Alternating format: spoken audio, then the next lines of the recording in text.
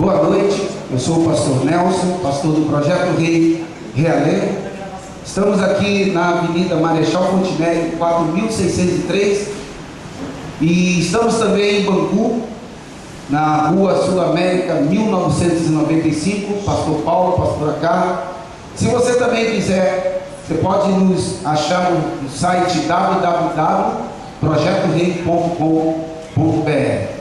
E estamos aqui toda quarta-feira, né, recebendo edificação, fazendo com que a igreja dos nossos dias avance na revelação, no entendimento. Então, na terceira mensagem da série Removendo o Véu da Religião para estabelecermos o Reino de Deus através da graça, diga isso, através da graça e do novo pacto. E nós tivemos a primeira mensagem, não sei se você lembra qual foi a primeira mensagem? A verdade sobre a Santa Ceia. Você pode adquirir essa mensagem em áudio, você pode comprar um CD, em vídeo. Nós também estaremos colocando disponível na internet.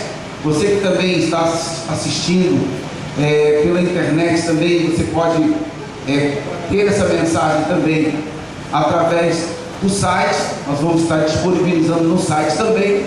E tivemos a segunda mensagem, que você lembra qual foi? Um só batismo. E a mensagem de hoje: jejum, fazer ou não fazer? Nós sabemos aqui do projeto, né, Projeto Rei, estamos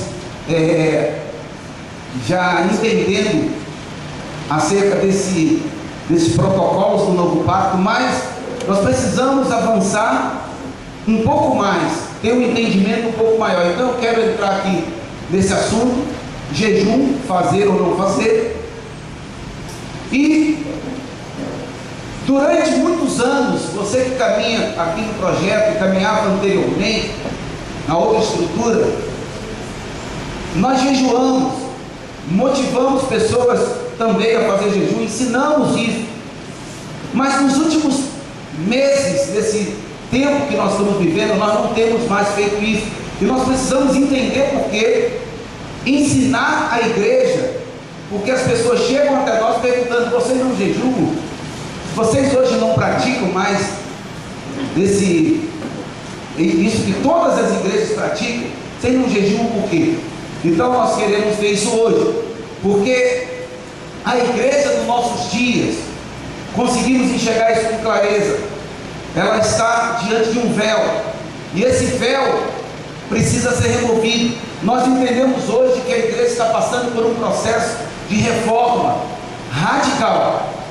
Pastor, reforma, já podemos dizer que é isso? Olha, muito superficial, muito distante ainda do que Deus vai fazer, mas eu creio que é uma reforma. Então, nós temos vivido isso hoje porque o véu foi removido dos nossos olhos. Deus tirou aquele véu que estava diante de nós, que estava fazendo com que a gente não conseguisse enxergar o reino de Deus. Porque, meu irmão, presta atenção que eu vou te falar, tanto essa mensagem quanto as outras, eu uso praticamente os mesmos textos na introdução.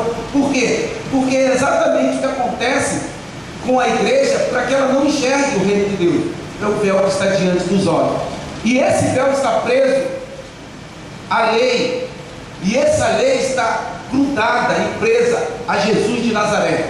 Enquanto as pessoas não entenderem a diferença, a igreja não entender a diferença de quem é Jesus antes da cruz e quem é o Cristo ressurreto depois da cruz, vai estar diante disso aqui.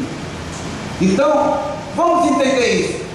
A primeira coisa que temos que receber por revelação é que a igreja do nosso dia está debaixo de um véu, e esse véu tem impedido o povo de Deus de entender o novo pacto, vivendo preso às rituais do velho pacto. Veja o que Paulo diz acerca da lei, 2 aos Coríntios capítulo 3, versículos 7 e 11. Diz assim o apóstolo: e se o ministério da morte, gravado com letras em pedras, veio em glória, de maneira que os filhos de Israel não podiam fitar os olhos na face de Moisés. Moisés recebeu o que no monte? Que monte foi que ele recebeu? Monte Sinai. Então, o texto do apóstolo Paulo diz que existia um ministério da morte gravado em letras em pedra. O que é que foi gravado em letras em pedra? As leis, os 10 mandamentos. Moisés subiu ao Monte Sinai e desceu com as leis, os 10 mandamentos. Veio em glória, de maneira que os filhos de Israel não podiam fitar os olhos na face de Moisés, por causa da glória do seu rosto, a qual era transitório. Eu usei esse mesmo texto da primeira mensagem, a verdade sobre a Santa Ceia. Por quê? O que é transitório? Vai passar. Então, porque se o que era transitório foi para a glória, tinha glória no que ele recebeu. Mas olha o que o apóstolo escreve: muito mais, diga, muito mais. Muito mais é em glória o que permanece. O que nós temos, o que nós recebemos é muito maior. Então, como pode, se o apóstolo escreve que havia glória naquele protocolo que havia antes da cruz, o nosso é muito superior, muito maior. Olha o que ele escreve em 2 Coríntios 3, 13 a 15. Ele ainda diz assim, ó: e não somos como Moisés. Diga isso: não sou como Moisés. Aí ele explica que punha um véu sobre a sua face, para que os filhos de Israel não olhassem firmemente para o fim daquilo que era transitório, mas os seus sentidos foram endurecidos, porque até hoje o mesmo véu está por levantar na lição do Velho Testamento, o qual foi por Cristo abolido. A lição do Velho Testamento, que percorre todo o Velho Testamento, é o que? A lei, as doutrinas que Moisés recebeu. E aí o apóstolo começa dizendo: nós não somos como ele. E aí no final do versículo 14 diz que Jesus aboliu. E até hoje, quando é lido Moisés, o véu está posto sobre o coração deles. Presta atenção, esse até hoje diz respeito a mim e a você. Quando nós entramos na prática da lei mosaica, o mesmo véu está posto sobre o coração deles, e o mesmo véu que estava posto sobre o coração do povo de Israel também vem sobre qualquer um que se coloca diante de um ensino, de um ensinamento baseado em Moisés. Olha o que Paulo escreve em Hebreus 7, 18 e 19: porque o precedente mandamento é abrogado por causa da sua fraqueza e inutilidade. Na primeira mensagem eu também fiz esse comentário. Aqui o apóstolo está dizendo que alguém abrogou, né? Tirou, abrogar é remover, removeu o mandamento. Mas na frente você vai ver que Jesus disse que ele não veio para abrogar, mas aqui está dizendo que abrogou, porque o precedente mandamento é abrogado por causa da sua fraqueza e inutilidade. Pois a lei, diga, nenhuma coisa aperfeiçoou. Diga, nenhuma coisa aperfeiçoou. E desta sorte é introduzido uma melhor esperança pela qual chegamos a Deus. Então guarda isso, guarda esse versículo 18, porque o precedente mandamento é abrogado. Hebreus 6, versículo 1 e 2 diz: por isso, deixando os rudimentos da doutrina de Cristo, prossigamos até a perfeição, não lançando de novo o fundamento de arrependimento de obras mortas e de fé em Deus, e da doutrina dos batismos, e da imposição de mãos, e da ressurreição dos mortos, e do juízo eterno.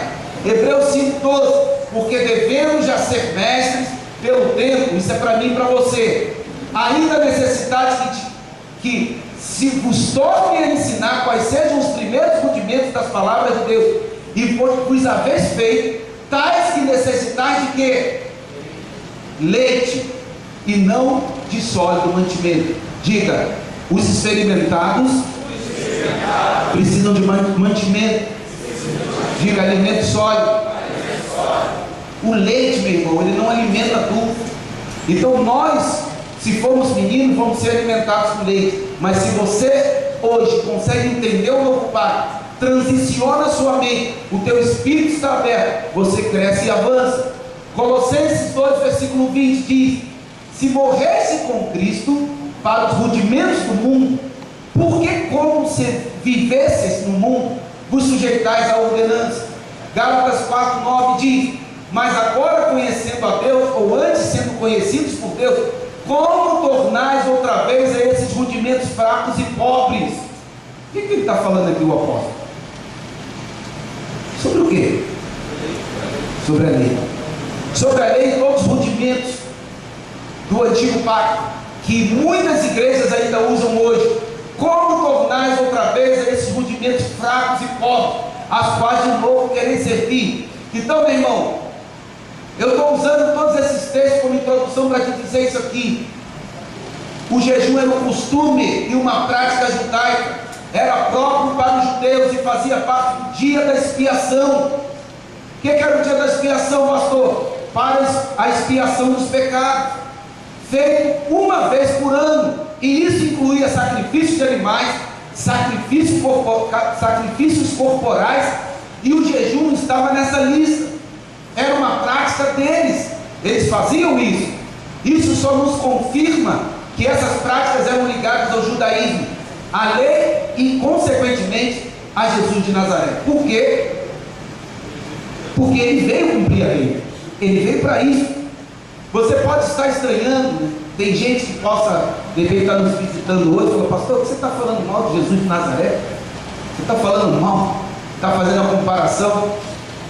Olha, eu estou citando Jesus de Nazaré porque há uma diferença muito grande e nós precisamos entender como igreja. O que um veio fazer no corpo de um homem, ele como Deus morreu e cumpriu a morte, na morte, passou a cruz, ressuscitou. Aí entra outro paradigma e um outro protocolo, que é o novo pacto. Um leva, vamos ver mais na frente, e o outro estabelece o novo. Olha como o apóstolo Paulo faz essa comparação aqui poderosa, tremenda. Uma vez eu ministrando isso aqui com o pastor, sentado de frente com ele, eu quando expliquei esse texto para ele, a lágrima dos olhos do pastor desceu assim, escorreu. Ele falou: pastor, como é que eu nunca enxerguei isso? Eu só vi esse texto falando de casamento, mas eu nunca consegui enxergar dessa forma. Presta atenção aqui, Romanos 7, versículo de 1 a 4. O apóstolo diz assim: não sabeis vós, irmãos, pois que falam os que sabem a lei, que a lei tem domínio sobre o homem por todo o tempo que vive, porque a mulher que está sujeita ao marido enquanto ele viver, está ligada pela lei, mas o moço do marido está livre da lei do marido. De sorte que vivendo o marido será chamada de quê? Adúltera, se for de outro marido. Mas morto o marido, livre está da lei, e assim não será adúltera se for de outro. O apóstolo Paulo está usando uma ilustração para chegar na explicação que ele quer aqui no versículo 4. Assim, meus irmãos, também vós estáis mortos para a lei pelo corpo de Cristo, para que sejais de outro daquele que ressuscitou dentre os mortos, a fim de que demos frutos para Deus. A ênfase que o apóstolo quer dar nessa passagem não diz respeito a casamento. Essa mulher do texto é a igreja de Cristo. E quem é o marido vivo e quem é o marido que tem que morrer? O marido vivo hoje para a igreja é o Cristo ressuscitado. O outro marido que tem que morrer para dar lugar ao Cristo é o Jesus da carne, que veio cumprir a lei e que morreu na cruz. Ele diz em Mateus capítulo 5, 17: não cuideis que vim destruir a lei aos profetas, não vim abrogar, mas cumprir. Opa, nós não lemos lá que foi abrogado? Como é que aqui Jesus está dizendo que não veio abrogar? Quem foi que abrogou esse negócio? Um veio cumprir, o outro veio abrogar? Como é que é isso? Porque o apóstolo Paulo está explicando aqui exatamente assim, meus irmãos, é a igreja. Também vós estáis mortos pelo corpo de Cristo Jesus de Nazaré, no corpo, na carne, para que sejais de outro. Que outro? Daquele que ressuscitou dentre os mortos. Hoje nós não temos mais ligação nenhuma com Jesus de Nazaré, o Jesus judeu, o Jesus da lei. Nós temos que estar conectados ao Cristo ressurreto, o que ressuscitou. Então, quando as pessoas não conseguem ter revelação e entendimento disso aqui, fica guardando o sábado, fica guardando a lei, quer achar que Jesus disse que não veio abrogar, que é para cumprir. Não, ele tinha que cumprir a lei e abolir e levar. Por isso o apóstolo Paulo escreve em 2 Coríntios 3,14 que ele aboliu, esse aboliu, mas o outro que ressuscita veio estabelecer o novo pacto. E aí, a partir daí, nós começamos a viver um outro momento. Então a Bíblia diz que se a mulher que a igreja está casada com o marido, que é o Cristo ressurreto, mas estiver ligada, se unir a outro homem, que é o Jesus de Nazaré, que é o Jesus da lei, será considerada adúltera. E isso é grave demais, porque é assim que a igreja de Cristo está vivendo hoje, com raras exceções, é claro, e com todo o respeito que digo isso, mas a igreja está vivendo um grande adultério espiritual, tanto que muitos crentes acreditam que a salvação é pela graça, mas depois eles dizem: nós agora temos que garantir a salvação com o sacrifício disso, daquilo, com a nossa santificação, com as nossas obras, com o jejum e tal. É o que dizem, não é assim? Não, ele me salvou pela graça. Você já é salvo? Sou, mas agora eu tenho que garantir minha salvação. Por quê? Porque está preso ao Jesus antes da cruz, não está no ressurreto. Porque o apóstolo Paulo diz assim, por isso ele conecta a ressurreição, a saber se com tua boca confessar e com teu coração crer que Deus ressuscitou. Diga, ressuscitou. Diga assim, que Deus o ressuscitou dentre os mortos, será salvo. Visto que com o coração se crê para a justiça, com a boca se faz confissão para a salvação. Mas ele fala que tem que estar conectado àquele que ressuscitou. Então, a igreja está com um, porque entregou e ele veio morar dentro dela, mas está conectada ao outro, porque não tem a revelação, só que não conseguiu transicionar, passar a cruz, por isso fica preso a essas práticas. Veja outro texto muito claro do apóstolo Paulo com relação a Jesus de Nazaré e Cristo ressurreto.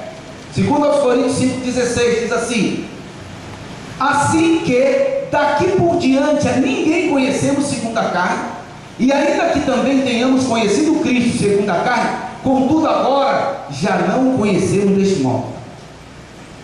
Não está claro? Ele diz, ainda que também tenhamos conhecido Cristo segundo a carne, o homem, contudo agora já não o conhecemos desse modo. Passou, não temos mais que estar conectados a Ele.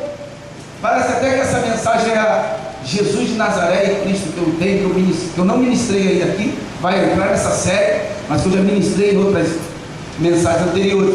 Mas eu não estou ministrando sobre Jesus de Nazaré e Cristo, eu estou falando sobre jejum. Por quê, pastor? Porque vocês estão conectados a essas práticas, a esses rituais.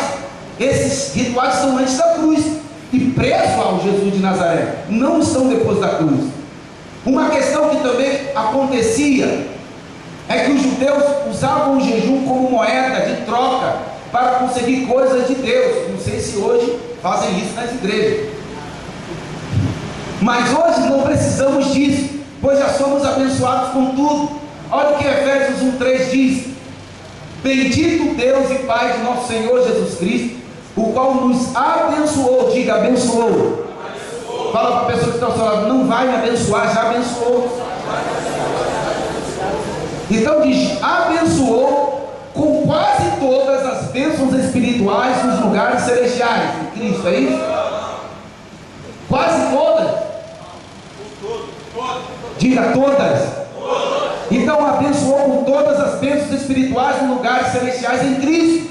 Gálatas 3,9 diz, de sorte que os que são da fé, tem da fé aí hoje? Amém. Alguém aí é da fé? Amém. Então quer dizer, os da fé são benditos como o crente Abraão. Meu irmão, presta atenção, você precisa de jejum para ser abençoado, para receber nada, você já recebeu. Você já tem. Não, pastor, vamos dar uma ajeitadinha, fazer um jejum para melhorar o negócio. Fala para o irmão que está ao seu lado aí, sem chance. Os gentios não tinham a prática de jejuar. Isso era, como já falamos acima, uma prática judaica ligada a rituais, como o ritual do dia da expiação. Então vamos confirmar o dia da expiação na palavra, e como também era chamado jejum naquela ocasião. Não era só jejum não. Levítico 16, 29 e 30 diz assim: e isto vos será por estatuto perpétuo, no 7º mês, aos 10 do mês, afligireis as vossas almas. Aflição de alma. E nenhum trabalho fareis, nem o natural, nem o estrangeiro que peregrina entre vós. porque naquele dia se fará expiação por vós, para purificar-vos, e sereis purificados de todos os vossos pecados perante o Senhor. Diga assim: a aflição da alma. Pastor, o que é a aflição da alma?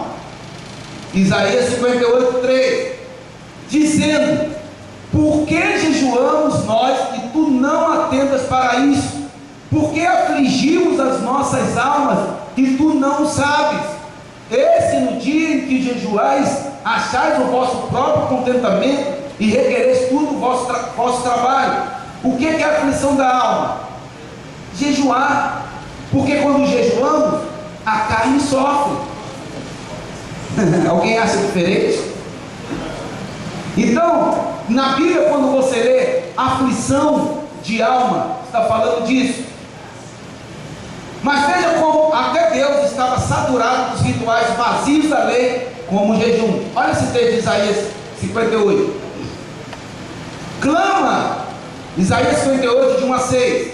Clama em alta voz, não te detenhas, levanta a tua voz como uma trombeta e anuncia ao meu povo a sua transgressão, e à casa de Jacó os seus pecados. Todavia me procuram cada dia, tomam prazer em saber os meus caminhos, como um povo que pratica justiça e não deixa o direito do seu Deus, perguntando-me pelos direitos da justiça, e tem prazer em se chegarem a Deus, dizendo: por que jejuamos nós e tu não atentas para isso? Por que afligimos as nossas almas e tu não o sabes? Eis que no dia em que jejuais, achais o vosso próprio contentamento e requereis todo o vosso trabalho. Eis que para contendas e debates jejuais, e para ferir um punho em mim. Não jejueis como hoje, para fazer ouvir a vossa voz no alto. Sim, seria esse jejum que eu escolheria, que o homem um dia aflige a sua alma, que incline a sua cabeça como um junco e estenda debaixo de si saco de cinza? Chamarias tu a isso jejum e dia aprazível ao Senhor? Porventura, não é esse o jejum que escolhi, que soltes as ligaduras da impiedade, que desfaça as ataduras do jugo, e que deixe livres os oprimidos, e despedace todo o jugo? Presta atenção nisso aqui, isso aqui é sério demais. Daqui para cima, Deus está dando uma chinelada no povo, que eles estavam jejuando para interesses próprios, nada diferente dos dias de hoje, né? Mas que na verdade Deus estava de saco cheio disso aqui, e Deus está falando para eles, o que está em azul aqui: porventura não é esse o jejum que escolhi, que solta as ligaduras da impiedade? Não sei se tem alguma semelhança com os dias de hoje, nossas igrejas.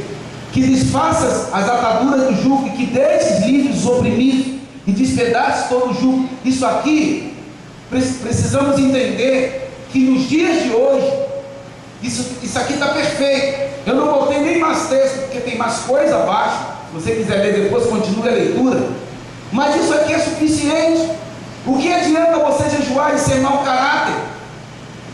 O que adianta você fazer jejum e ser uma pessoa má, não ter misericórdia com ninguém, não ajudar ninguém, não ir atrás de ninguém, não ganhar ninguém, guardar as coisas para você, não ter disposição para orar? O que adianta isso? Não, eu faço jejum religioso. É o fariseu, faz o ritual, mas não tem vida. É o que Deus está falando aqui. Agora, alguma semelhança com os dias de hoje? Será? Será que hoje tem gente que se encaixa nisso aqui? Eu acho que aqui no Projeto Rei não, né? O jejum também era uma forma de clamar a Deus. Jeremias 14, versículo 12, diz assim: quando jejuarem, não ouvirei o seu clamor, e quando oferecerem holocausto e ofertas de alimento, não me agradarei deles, antes eu os consumirei pela espada, e pela fome, e pela peste. Então, jejum também era uma forma no velho pacto de clamar a Deus. Mas pastor, hoje, será que não cabe clamar a Deus através de jejum? Vamos ver. Veja como Davi fez jejum para convencer a Deus acerca do seu filho. 2 Samuel 12,16 diz: e buscou Davi a Deus pela criança, e jejuou Davi, e entrou e passou a noite prostrado sobre a terra. Quem conhece essa história sabe. Adiantou o jejum dele? Adiantou? De nada. O filho morreu do mesmo jeito, mas ele fez com esse objetivo. O jejum era uma prática do velho pacto, ou podemos também dizer do pacto da carne. Mas hoje o nosso pacto, ou o novo pacto, é o quê? Diga, no Espírito. Então, como já vimos acima, Jesus aboliu o velho pacto. Então, veja alguns textos, eu separei. 2 Coríntios 3,14, nós já lemos, mas vou repetir. Mas os seus sentidos foram endurecidos, porque até hoje o mesmo véu está por levantar na lição do Velho Testamento, a qual foi por Cristo abolido. Hebreus 7,18, porque o precedente mandamento é abrogado por causa da sua fraqueza e inutilidade. Hebreus 8,7, porque se aquela primeira fora irrepreensível, qual é a primeira? Qual é a primeira? A lei. Se aquela primeira fosse irrepreensível, nunca se teria buscado lugar para a segunda.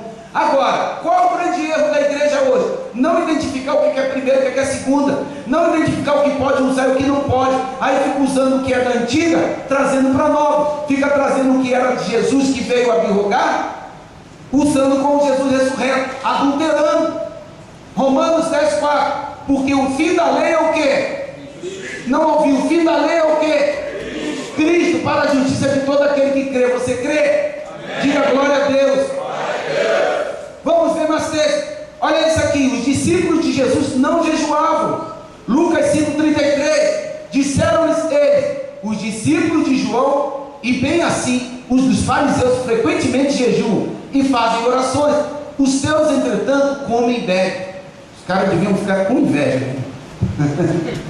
Todo mundo jejuando, só os discípulos de Jesus comiam. Por quê? Vamos entender por quê. Olha a resposta que Jesus dá aos fariseus. Lucas 5, 34 e 35. Jesus, porém, lhe disse: podeis fazer jejuar os convidados para o casamento enquanto está com eles o noivo? Dias virão, contudo, em que lhes será tirado o noivo, naquele dia, sim, jejuarão. Aqui está a grande confusão. O X da questão de hoje, entendimento da igreja, está nisso aqui. Pastor, Jesus está falando que enquanto o noivo estivesse com ele, não precisava jejuar. Por isso que eles comiam. Jesus estava com ele. Quando Jesus saísse, ou seja, morresse, eles teriam que jejuar. Então Jesus morreu, eles teriam que jejuar. Hoje, Jesus está morto, não é isso? Tem gente fazendo assim, ó. E ele bateu aí dentro, cara. Pô, como é que eu estou morto? Está morto ou está vivo? Resolve aí, está morto ou está vivo? Então ele diz: dias virão, contudo, em que lhes será tirado o noivo, naqueles dias sim, jejuarão. Então o período que eles deveriam jejuar, presta atenção nisso, era o período entre a morte e a ressurreição de Cristo. Porque ele morreu, sumiu. Ninguém via mais, mas ele ressuscitou. Quando ele ressuscita, ele volta. E o próprio Jesus diz em Lucas acerca da festa da Páscoa, que ele celebra com seus discípulos com comida e bebida. Lucas 22, 16 a 18. Porque vos digo que não a comerei mais até que ela se cumpra no reino de Deus, a Páscoa, aquela comunhão. Ele diz a seus discípulos que eles não poderiam comer juntos, ou até mesmo participar do pão e do cálice de vinho, ou seja, festejar, até que ele viesse comer aquela Páscoa, que era uma Páscoa simbólica que ele fez aquele dia, mas fazer aquela reunião, que ela iria se cumprir no reino de Deus. Agora a grande questão: quando é que o reino de Deus chega? Quando é que o reino de Deus chega? Quem está falando? Vocês vão poder participar de novo, fazer festa, alegria, comunhão, quando o reino de Deus chegar. Quando? Na ressurreição. Então esse período que eles ficaram sem comer foi um período de tristeza. Você vai ver que Jesus associa isso a luto. O período que vocês vão ficar sem comer, que vocês vão ficar tristes, é o período da morte até a ressurreição. Quando o reino de Deus chega na ressurreição, eles podem se alegrar de novo. A igreja hoje está jejuando de bobeira. Está de bobeira. Entre a morte do nosso Cordeiro Pascal, que era ele, onde se cumpriu a nossa parte, e a ressurreição de Cristo, onde o reino foi estabelecido, eles não deveriam comer. esse era o período que eles deveriam jejuar, que o noivo havia sido tirado. Hoje o noivo está presente conosco, por isso hoje não devemos jejuar. Eu falo isso às vezes para a pessoa: não, mas ele não está aqui. Eu falei: não está aí, mas aqui está. Não, ele não foi, mas o Espírito veio. Hoje o Espírito de Cristo habita onde? Habita em nós. Então nós precisamos entender que se a igreja, preste atenção, quem habita na igreja? Cristo, depois da cruz, ou Jesus de Nazaré, homem? O Espírito de Cristo, que é Deus, habitando na igreja. O Jesus homem, tinha Deus dentro dele? Tinha, era Deus usando o corpo de um homem.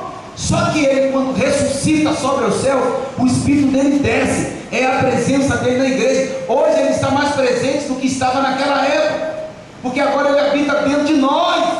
E a igreja fica falando: não, quando ele voltar lá no milênio, que a gente vai poder. Não, filho, hoje ele já está. Diga: hoje ele já está. Os discípulos de João Batista seguiam os ritos da lei, Mateus 9,14. Vieram depois os discípulos de João e lhe perguntaram: por que jejuamos nós e os fariseus muitas vezes, teus discípulos, não jejuam?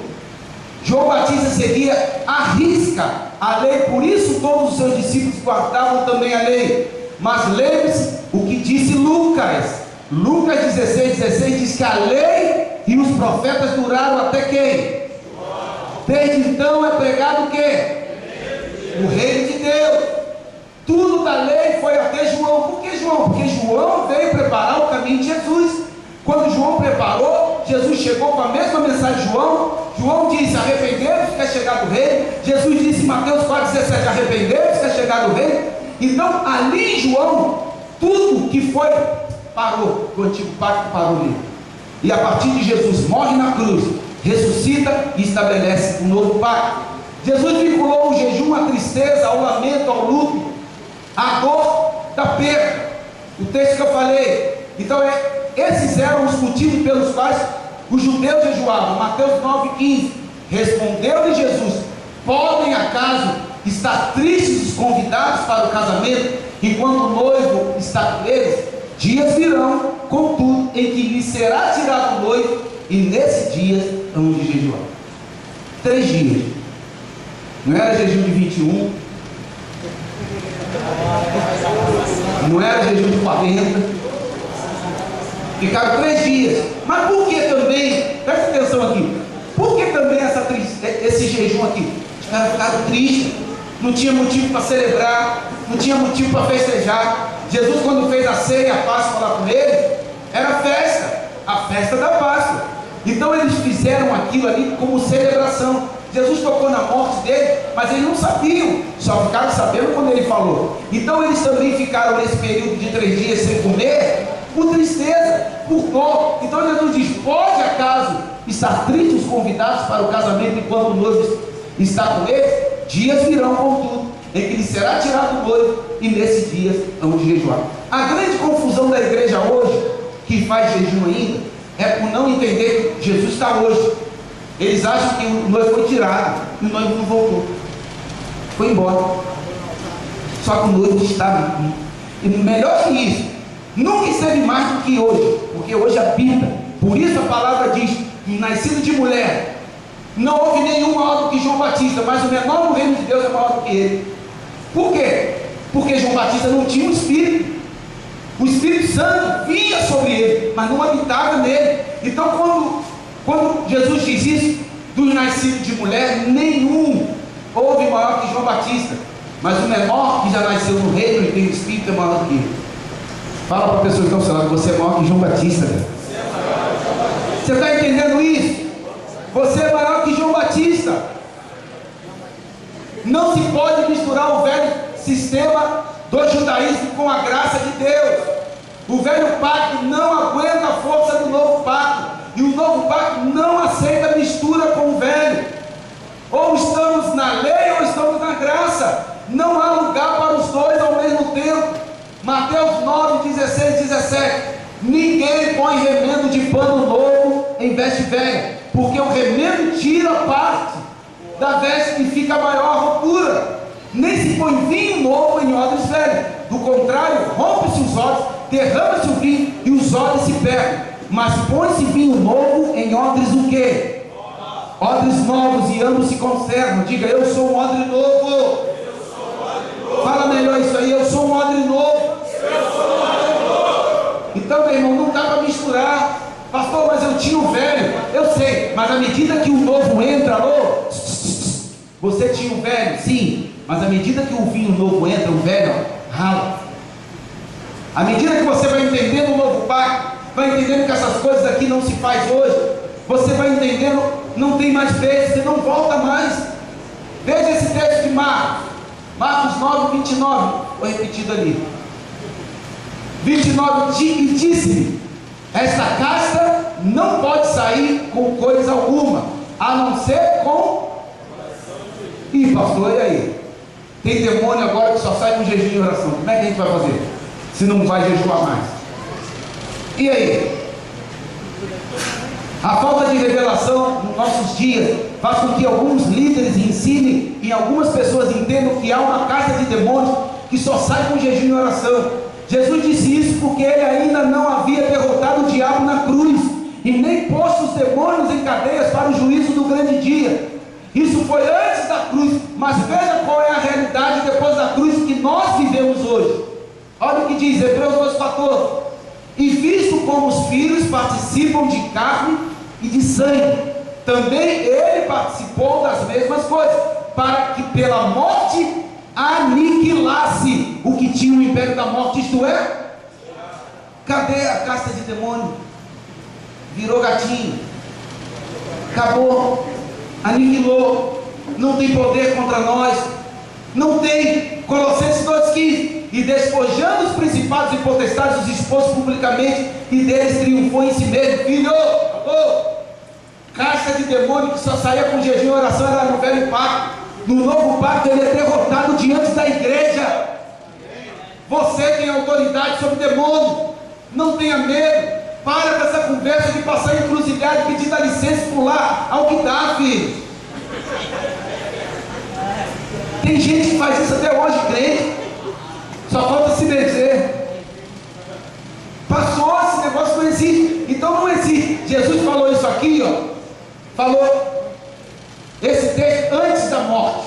Isso aqui é antes da cruz. Na cruz tudo isso acabou. Amém? Então alguns justificam essas práticas baseando-se no texto de Tiago. Mas não podemos esquecer que Tiago, presta atenção, Tiago era um dos mais envolvidos com as obras da lei e do judaísmo, e escreveu essa carta de Tiago, interessada aos judeus que praticavam a lei e obras. Porque você vai pregar essas coisas para as pessoas, vai falar: mas pastor, vem cá, como já fizeram muito comigo. E a carta de Tiago aqui? Tiago 2, 24 e 26. Vê-se então que o homem é justificado pelas obras e não somente pela fé. Aí começa a pegar. Porque assim como o corpo sem o espírito está morto, assim também a fé sem obras é morta. Como eu já preguei isso? Você precisa entender, filhos. Pastor, toda a Bíblia é de Deus? Sim, de Gênesis a Apocalipse. Então para que se lê o Antigo Testamento se a lei passou, filho? Se você tem uma mentalidade de novo pacto, se você já entendeu o que é o novo pacto, a lei está ali justamente para mostrar para você os dois momentos. Comparar que no velho era de uma forma e hoje muito mais superior, nós estamos posicionados. Serve para você estudar. Deus, quando permitiu que Pedro fosse lá e aquele lençol descesse do céu, em Atos 10, e ele diz: Pedro, mata e come. Pedro diz: não, porque nunca comi nada impuro e imundo. Deus estava permitindo aquilo para você ver. Quem está impregnado com a lei não vai entender o novo pacto. Aqueles animais impuros representavam os gentios, o povo que Deus estava querendo levar a palavra. E Pedro disse para Deus, ouviu e identificou que era Deus, disse não. Absurdo. Por quê? Porque a lei, o que tinha diante dele? Um véu, não ia enxergar. Então nós precisamos entender para quem Tiago está escrevendo essa carta. Tiago 1:1. Tiago, servo de Deus e do Senhor Jesus Cristo, as 12 tribos que andam despertas. Saúl, ele escrevia para os judeus, e ele tinha que escrever cheio de base judaica. Ele era judeu. Ele está escrevendo sobre unção com óleo, Tudo isso, coisas que é tudo do velho pacto, ele ainda escrevia. Por quê? Porque ele era judeu. Você lê lá em Atos 2, capítulo 2, versículo 11 em diante, você vai ver o atrito de Paulo e Pedro e Tiago no meio, os dois batendo boca ali, Paulo resistindo, Pedro na cara, Tiago no meio. Por quê? Porque justamente quando ele escreve isso aqui, ele endereça ao judeu. Então estava cheio de lei, cheio de velho pacto. Vamos ver, para encerrar, alguns erros cometidos em nossas igrejas e pelos nossos líderes. Primeiro aqui, alguns dizem que jejum fortalece, mas quem nos fortalece é o Senhor. Olha o texto, 2 Coríntios 3,5. Não que sejamos capazes por nós. Você não é capaz por você mesmo de nada, de pensar alguma coisa, nem de pensar, como de nós mesmos. Mas a nossa capacidade vem de quem? A nossa capacidade vem do Senhor, filho. Então, por favor, não é fazendo um jejum que você vai se fortalecer. Diga: minha capacidade vem de Deus. Minha capacidade vem de Deus. Outro, devemos jejuar para buscar poder. Já ouviu isso? Já ouvi, já pratiquei. Efésios 3,20. Ora, aquele que é poderoso para fazer tudo muito mais abundantemente, além daquilo que podemos ou pensamos, segundo o seu poder que opera em quem? O poder de jejum que opera em nós é o poder de quem? Deus. Ah, não, vamos fazer um jejumzinho aí, ficar forte, fortalecer o espírito. Alguns dizem que Jesus foi para o deserto ser tentado pelo diabo, e ele só venceu porque ele jejuou 40 dias. Aí quando ele volta lá, e Mateus escreve em Mateus 4, mostra ali que Jesus venceu através de quê? Do jejum, da palavra. Está escrito, ou então ele poderia dizer: está jejuado, está jejuado. Ele disse o quê? Está escrito. Então preste atenção, porque nós aprendemos errado. C, devemos fazer jejum para purificar nossos pecados. Hebreus 7,27. Que não necessitasse, como o sumo sacerdote, de oferecer cada dia sacrifício, primeiramente por seus próprios pecados, depois pelos do povo, porque isto fez ele uma vez oferecendo a si mesmo. Então preste atenção: jejum para purificar de pecado. Efésios 1,7. Em quem temos a redenção pelo seu sangue. Redenção pelo jejum? Redenção pelo seu sangue, a remissão das ofensas, segundo as riquezas da sua graça. Olha isso aqui, Hebreus 9,26. De outra maneira, necessário lhe fora padecer muitas vezes, desde a fundação do mundo, mas agora, na consumação dos séculos, uma vez se manifestou para aniquilar o pecado pelo sacrifício de si mesmo. Não tem sacrifício de pecado. O sacrifício ele já fez. Não existe. Então muitas vezes eu passei 12 anos da minha vida fazendo jejum, para a nossa carne mortificar, que está viva até hoje. Se jejum funcionasse, quem sabe o que eu estou falando, né? Nós já éramos para ser anjos, filho. Todo mundo de asinha, porque o que nós jejuamos. Então, o texto é muito claro: para aniquilar o pecado pelo sacrifício dele, não é o meu. Outro, devemos jejuar para nos santificarmos, aperfeiçoarmos e mortificarmos nossa carne. Já ouviu isso? Para mortificar a carne, jejum vai matar a carne e fortalecer o espírito. Fortalecer o espírito e matar a carne. Hebreus 10,14. Porque com uma só oração, que é a oferta, aperfeiçoou durante 40 dias os que são santificados. Como é que está escrito? Para sempre. Com o sacrifício que ele fez há 12 mil anos atrás, filho, ele te aperfeiçoou para todo sempre. Você não vai se aperfeiçoar fazendo jejum, porque com uma só oração aperfeiçoou para sempre os que são santificados. Colossenses 2,10. Estais perfeitos nele, que é a cabeça de todo principado e potestade. Diga: eu sou perfeito. Diga: eu sou pronto. Então, por favor, se você que está aqui hoje ainda acredita em jejum, voto, pastor, quer fazer um voto, filho, quer fazer um voto? Não faça com um propósito espiritual, faça um voto de emagrecer. E nem eu falei para minha esposa, vou colar na minha porta da geladeira lá, 85. Ela falou, o que é 85? Eu falei, 85 quilos. O que é 85? Eu estou com 90, quero chegar a 85. Isso é um voto. Mas é espiritual? Não tem nada de espiritual. Só para emagrecer. Então faça voto, vou caminhar, vou ler mais, vou orar, mas não é para você crescer, vou ficar cheio do Espírito, porque agora eu vou chegar a 85 quilos. Não existe isso. Quando praticamos jejum ou qualquer outro ritual da lei, do velho pacto, estamos vivendo pela carne, e isso traz morte, preste atenção, isso traz morte e anula a graça de Deus em nossas vidas. Romanos 8,13. Porque se viver segundo a carne, porque você fazer jejum, você está focando na carne, não tem nada a ver com o Espírito. Você mesmo confessou aí que já fez para mortificar a carne. Porque se viver segundo a carne, morrereis, mas se pelo Espírito mortificares as obras do corpo, o que acontece? Mas se pelo Espírito mortificares as obras do corpo, vivereis. Gálatas 2,21. Não aniquila a graça de Deus, porque se a justiça provém da lei, segue-se que Cristo morreu em vão. Essa é muito dura. Se eu ficar fazendo as coisas voltadas para o velho pacto, para as coisas da lei, para que Cristo morreu? Está na tua Bíblia, não fui eu que escrevi. Cristo morreu em vão, morreu à toa. Muitos líderes vivem obrigando as pessoas dentro das igrejas a fazerem jejum e sacrifício para alcançarem bênçãos, para conquistarem vitórias em demandas financeiras e familiares, e até mesmo para serem aceitos por Deus.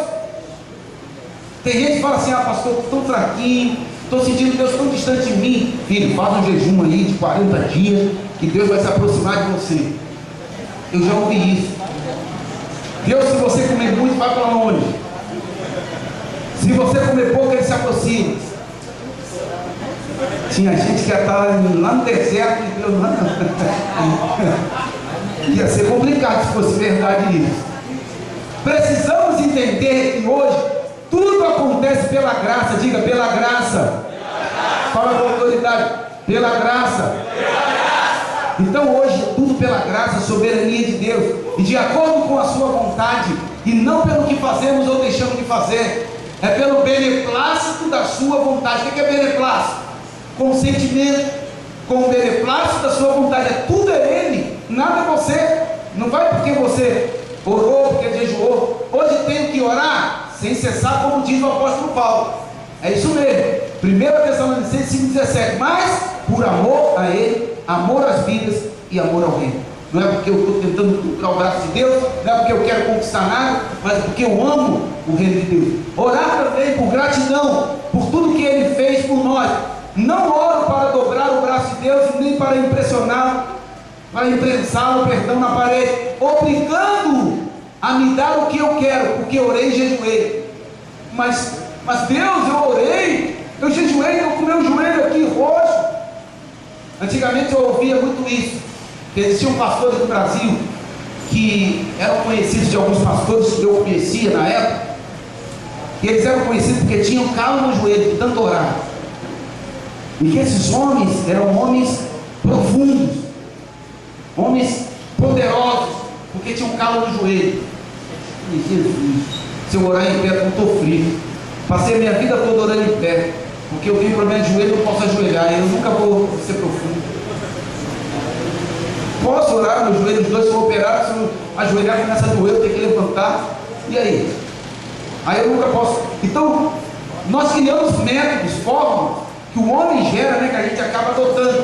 Hoje a igreja está casada com o marido vivo, o Cristo ressuscitado, mas quer continuar a ter um relacionamento com Jesus de Nazaré, quer estar ligado a Ele, ao que morreu na carne, na cruz do Calvário. Então, meu irmão, se você está ligado ao Jesus da lei, você está em adultério espiritual e maldição. Maldição, pastor? Sim. Porque tudo aquilo que é ligado à lei, todo o desenvolvimento do protocolo da lei, passou, mas se você continua praticando, Gálatas 3,10, todos aqueles que são das obras da lei estão o quê? Não, pastor, obras da lei, filho. Se você passar aqui toda quarta-feira, nas mensagens que eu vou estar ministrando, você vai ver que você e eu fazíamos muita coisa da lei. E todos aqueles que praticam obras da lei estão debaixo de maldição, porque está escrito: maldito todo aquele que não permanecer em todas as coisas que estão escritas no livro da lei para fazê-lo.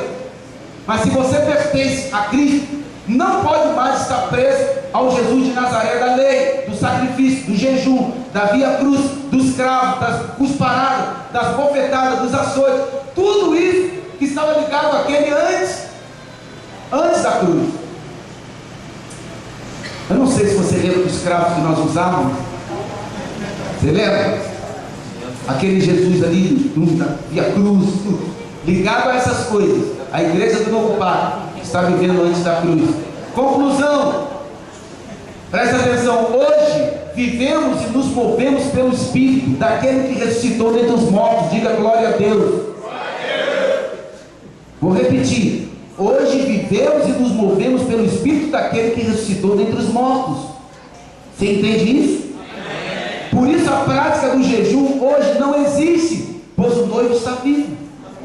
Se você jejuar, você está dizendo que ele está? Porque quando ele for tirado, aí jejuarão, mas só que ele foi tirado, só que ele voltou. Ele tira a noite, fingiu que ia e voltou. E agora ele fez assim: agora eu vou morar inteiro. E aí você creu e confessou, e ele habitou dentro de você. Então diga assim: o meu Senhor ressuscitou, ele está vivo, e eu pertenço a ele. Vamos falar mais uma vez: 1, 2, 3, diga.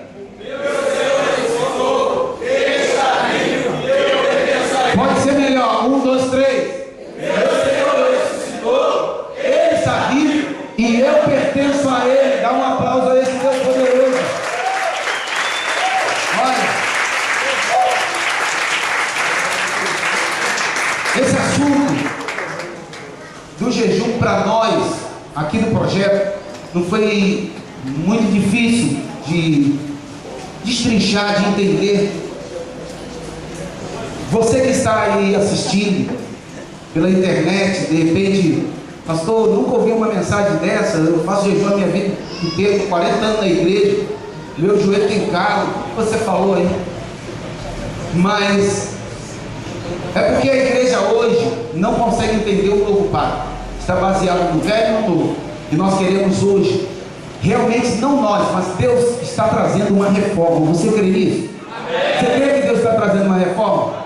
Então você que está aí também assistindo na internet, está ouvindo num CD de áudio, eu quero dizer para você buscar isso, não se acomodar, não contestar na primeira vez que eu vi: olha, nunca fiz, esse pastor é maluco, é herético. Não, eu pensei assim também quando eu vi essas coisas, mas eu fui atrás, eu orei, eu busquei, e que você possa buscar, que você possa entender e que você possa praticar, e mais do que isso, a partir daí ensinar, porque a igreja lá fora, as pessoas lá fora estão precisando ouvir sobre o novo pacto, graça, reino e novo pacto. Eles estão precisando aprender, e você que está aqui, está aí ouvindo, precisa aprender para ensinar a eles que estão com o véu, a remover o véu diante dos olhos deles. Queria agradecer pela tua presença, pela tua paciência, e até a próxima oportunidade, em nome de Jesus.